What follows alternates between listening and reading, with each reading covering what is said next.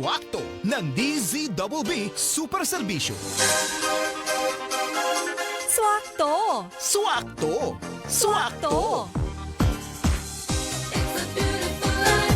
Alamin natin ang swaktong kwento ng dating public school teachers na talaga namang nagsumikap at ang kanilang negosyo ngayon na talaga namang trending sa social media ang kanilang van coffee na tinatawag. Paano nga ba nagsimulang kanilang napakasarap daw na kape? Alamin nga natin dito sa swakto ng DZBB Super Serbisyo. Nasa linya natin ngayon ang may-ari po ng Vroom Vroom, si Crisdet Paron at Jason Delphine. Crisdet at Jason, good morning! Hi po, good morning. Magandang umaga! So, yung kinikwento nyo dati kay mga teachers, ha? Senior high school teachers po kami pareho.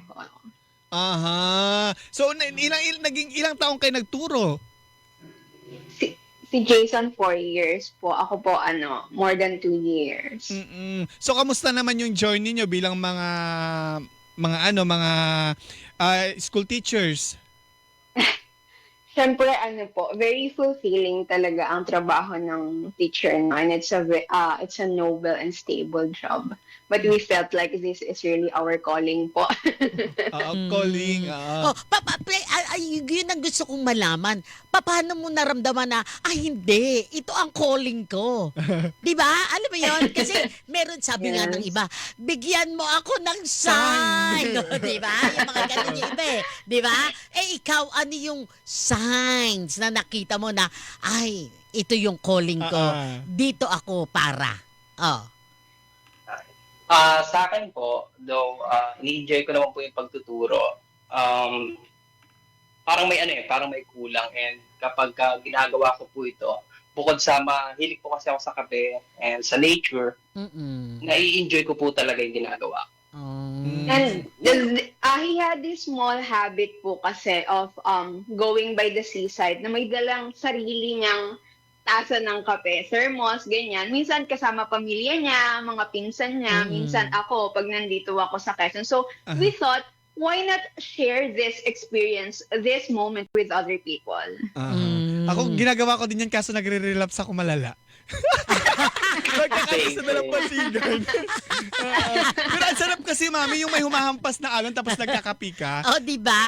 Ngayon, Parang alam mo, at least ako masaya na naririnig yung mga ganyan sa inyo na mga bata kayo na ngayon ang dala-dala nyo sa dalampasigan ay kape na, hindi na alak. Diba? Kasi nung kapanahonan namin ako, alak yan! Pero ngayon, at least ako masaya. Yung mga bata ngayon, kayo, yung mga edad nyo, at least kape ang dala, diba? Ang tawag na sa amin mga Gen Z, mami, aesthetic. Yes! diba? Pero paano yung shifting ninyo? So, dahil sabi nyo, nakagawian nyo na pumunta sa tabing dagat, magkape. So, paano na dumating yung puntong, teka lang, ang ganda na ng trabaho natin bilang mga school, kailangan na lang natin magnegosyo. Opo, kasi nga, like what I said earlier po, no, parang feeling namin, yun yung calling namin. And we really wanted to create and build something that we can invest our time, our energy, and all our efforts, no, i-build po namin with that business. So, yung Vroom Vroom po. At saka kasi, no, minsan, totoo naman yun, pagka hindi ka na masaya sa ginagawa mo, parang pagod ka parate. Oo, yung parang pagod ka parate. Hindi, totoo naman yan di ba?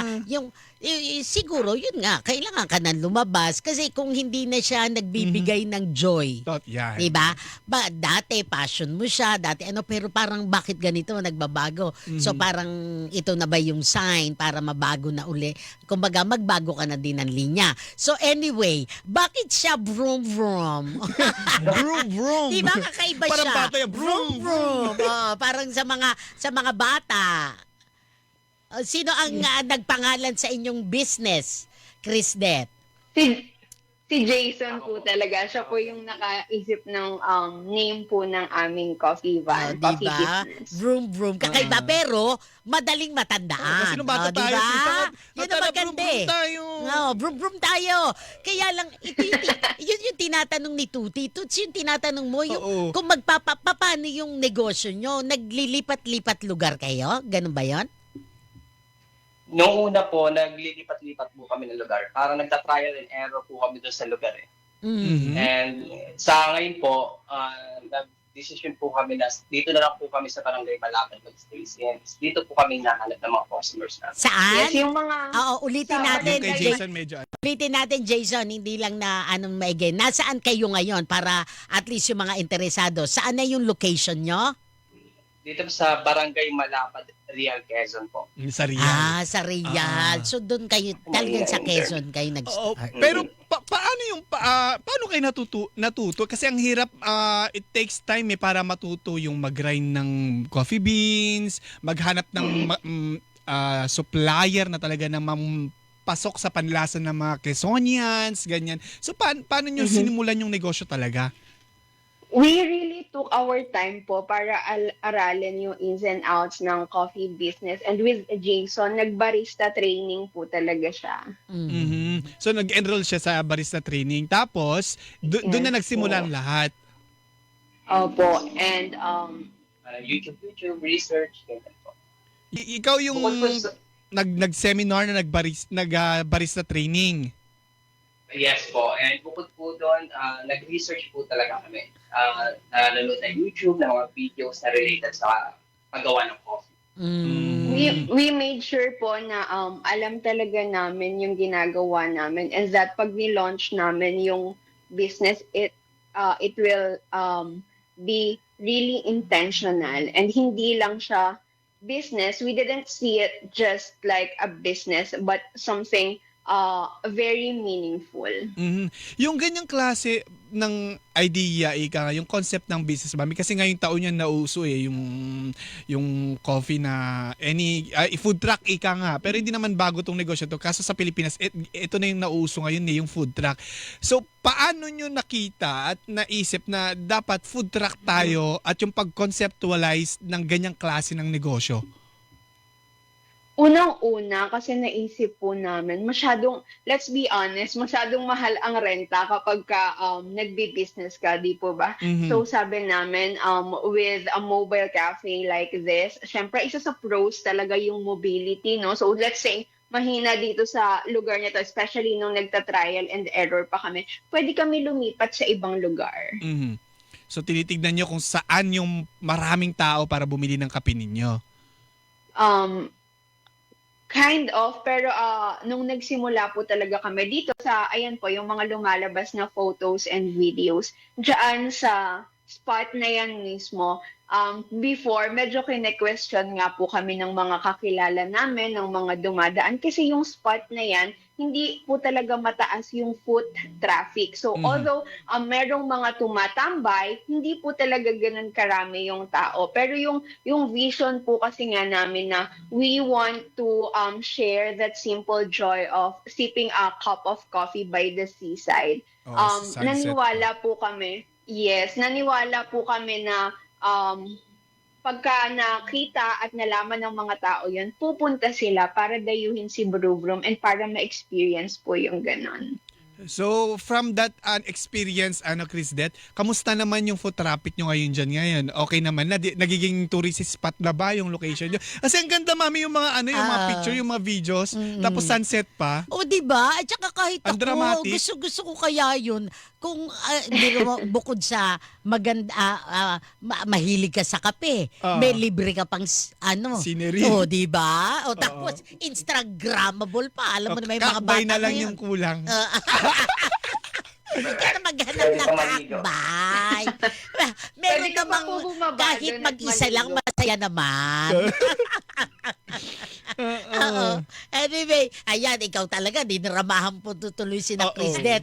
Anyway, so magkano ang naging puhunan, Toots? Initial puhunan ninyo sa sa kape at yung pagko-conceptualize na yan, van. Kasi for sure, yung van yung mahal dyan. Oo. Yes po. So, sa van po, in Bali, nasa 100K po yung nagastos 200. namin. And sa pagko-customize, nasa 200K po. And sa Oh, initial na namin, sa stocks po namin, nasa 18K lang naman po yung Oh. 18K lang kasi medyo to Mhm. be honest, medyo kinapos na rin talaga pagdating dun sa supply. So, less than 20K, no? About 18,000 pesos. Doon po kami nag-start. Ilang packs ng coffee beans, tag-iisa lang po ng flavors ng syrups and sauces. And from there, ayan na po, si Brew Vroom ngayon. Oh, at least, di ba, magsimula tayo sa bike lang muna. Oo, pwede naman. Pwede sa Oo. 18,000, O kaya di ba? May mga bisikleta. ganun po. Oo, mami. Susunod na, tricycle. Oh, Oh. hanggang sa mag-van na. May ganyang storya din pala dun sa may Binondo. Bike lang siya nag-start. Ayan, kunin din natin yan. Anyway, pero kung kayo ang tatanungin, Chris and Jason, ano yung naging pinakamalaking hamon dun sa inyong negosyo? Siguro po talaga nung nagsisimula kami, we experience po na 1-2 cups lang yung nabebenta namin sa isang araw. Especially that nung nag-open po kami kasi July 2024, maulan po talaga nung time na yon. And up until now, ang isa sa pinakang kalaban po namin kumbaga ay weather. Kasi syempre dito po sa lugar namin, pumipesto po kami nung mga unang buwan namin dito sa Real, sa Infanta. Malapit sa dagat. So, kapag malakas yung hangin and umuulan, mababa po talaga yung sales.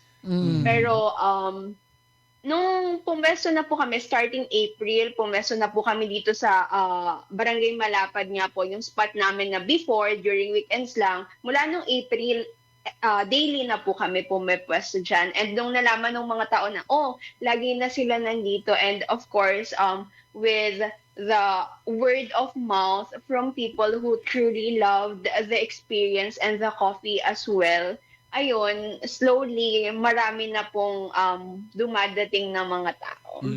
So makalipas ng 1 taon, ano nang nagbago sa buhay nyo? Ayun, when we started, pareho po kaming may full-time jobs nga as public school teachers, no? Para rin kasi kinakapaka po namin kung papatok ba sa tao, kung okay ba yung business namin. Kasi marami talagang risk eh. Pero ayun, nung after ilang months, kailangan talaga ng magmamanage full-time sa business. So ako po yung unang nag-resign. And now, si Jason, wala naman po. Noong June naman po, mula nung June, 2 na kaming full-time sa pag-manage ng Brew Vroom. Siya, more on the physical aspect po ng pag-manage ng business. Ako naman po sa admin side. Ayan. Anyway, maraming salamat sa kwentong ibinahagi nyo, Chris Det saka Jason, sa ating mga kapuso. So, saan sila matatagpuan? Dyan po sa Real Quezon po, mga kapuso. Oo, yung mga nagtatanong. Saan sa Real Quezon daw? Sabi Barangay Malapad, Real Quezon po. Yan, Sa Barangay Facebook, Malapad. Facebook, TikTok account, go ahead para sa mga kapuso na nagtatanong. Yes po, Brew Vroom lang po. Search lang po nila, Brew Vroom. Makikita po kagad nila yung aming page. One word lang po. One word lang po, Brew Vroom. Ayan, madadaanan natin yan. Ayan. Maraming salamat, Chris Det saka Jason. More power sa inyong negosyo. Maraming salamat po sa opportunity and for featuring Brew Vroom. Ayan. Anyway, try natin mag-relapse minsan dyan. Yes. Sa Quezon, di pa ako Punta po kayo, nakakatapak ng coffee Quezon. Maganda sa Quezon daw, di ba? Oo, sabi Ayun ni... po namin kayo. Sige, Chris Det. Maraming salamat. Yan po mga kapuso, sina Chris Det Taron at Jason Delphi na may-ari po ng Brew Vroom.